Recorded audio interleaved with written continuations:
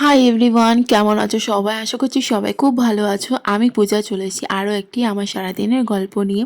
সারা রাত তো একদমই ঘুম হয় না বললেই চলে, কারণ চিনি এতবার ওঠে রাত্রেবেলায়, মানে ভীষণ শরীরটা আমার খারাপ হয়ে যায়। সকালে যখন হাজব্যান্ড অফিসের জন্য বেরিয়ে যায় 8টার সময়, তখন আমি একদমই উঠে বসতে পর্যন্ত পারি না, এত আমার ঘুম আসে। কি জানি মেয়েটা এত কেন রাত জাগে, মানে রাতে জেগে মানে বসে থাকবে না বা খেলবেও না, কিন্তু উঠবে অনেকবার, এটাই হচ্ছে প্রবলেম। কিন্তু ও যখন হয়, তো হওয়ার পর থেকে কিন্তু ও এটা করতো না।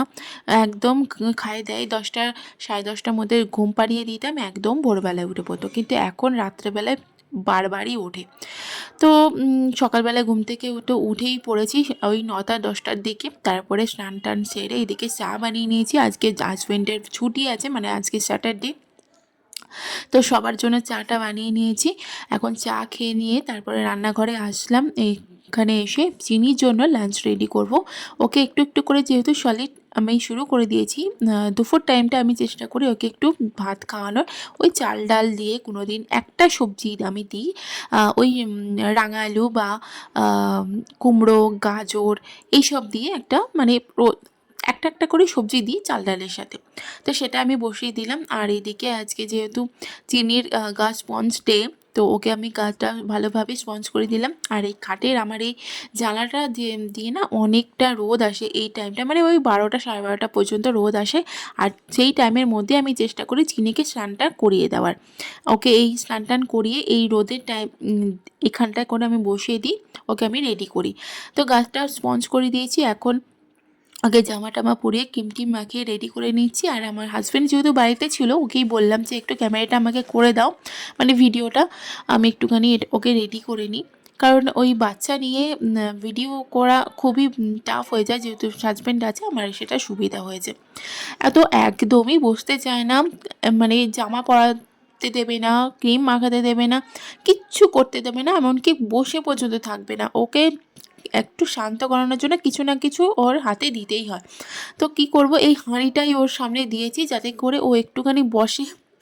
মানে ওর কাণ্ড কারখানা দেখে আমাদেরও হাসি পায়। কি করব, কিছু করার নেই, বাচ্চাকে তো যাই হোক বসাতে হবে। তো যাই হোক কিছু একটা ওর হাতে দিয়ে ওকে কোনো রকমে বসিয়ে আমি ওকে একটু রেডি করে দিলাম। আর মিঠি এদিকে দেখো কি করছে। ও সকালে যেহেতু বাজারে গেছিলো, অনেকটা মটরশুঁটি নিয়ে এসেছিলো, তো সেটাই উনি সেই তখন থেকে বসে পড়েছে মটরশুঁটিগুলো ছাড়াতে। আর একটা কোটো দিয়েছে বর, তো ওকে বলেছে এই কোটোর মধ্যে সব ছাড়াই ছাড়াই রাখবে, আর একদম যেন ফেলবি না। তো আমি যেই এসেছি আমাকে বলছে, বাবা আমাকে একটু ভিডিও করো, একটু ছবি তুলে দাও। তো আমিও সেরকম করে নিয়েছি। তো এইগুলো না ছোট ছোট স্মৃতি, জানো তো, ছোটোবেলায় মানে বাচ্চারা কি কি করে সেগুলো যদি একটু ক্যামেরা বন্ধ করে রাখা যায়, তো বড় হলে না এইগুলো দেখলে খুব ভালো লাগে দেখতে। তো ছোট ছোট স্মৃতিগুলোই ধরে রাখার চেষ্টা করি। আর এদিকে আমি একটু টিফিন করে নেব। আর বরের শরীরটা যেহেতু একটু খারাপ, ও কিছু খাবে না, মানে আমরা চেষ্টা করি স্যাটারডেতে বা সানডেতে আমরা একটু বাইরে খাবার খাওয়া, মানে সকাল টাইমটা একটু কচুরি, আমাদের পাড়ার দোকানে একটা ভীষণ ভালো একটা কচুরির দোকান আছে, চপের দোকান আছে, খুব ভালো মানে কচুরি বানায়। তো আজকে যেহেতু খাইনি, তো ওটস খেয়ে নিলাম। আর এদিকে দেখো আমার বর আর মেয়ের কাণ্ড কারখানা, একটু শোনো তোমরা।